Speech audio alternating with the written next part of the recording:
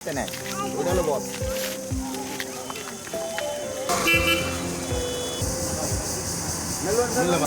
এক সময় যে মধুপুরের বিস্তীর্ণ শালবন ছিল, সেই শালবনে যে অবারিত গাছপালা, লতাপাতা, এই লতাপাতা এবং বিভিন্ন বৃক্ষরাজির যে ফলগুলো বন্যপ্রাণী রেখেছে, সেইগুলো জবরদখল এবং বিভিন্ন ফল ফসল চাষের জন্য তাদের খাদ্যর এবং আবাসস্থলের একটা সংকট দেখা দিয়েছে, যে কারণে মানুষ বানরকে নিয়ে মানে ঠিক দেখে খাবার দেয়।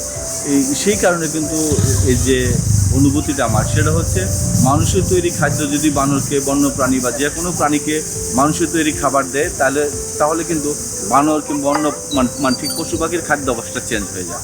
খাদ্য অভ্যাসের চেঞ্জের কারণে কিন্তু তাদের এই যে বন্য যে খাবারগুলো, সেটার প্রতি একটা অনীহা দেখা দেয়, যে কারণে কিন্তু মানে বন্যপ্রাণীদের আবাসস্থল সংকট, বংশ বিস্তার অনেকটা সংকুচিত হয়ে যায়। সেটাই আমি পরিলক্ষিত করি।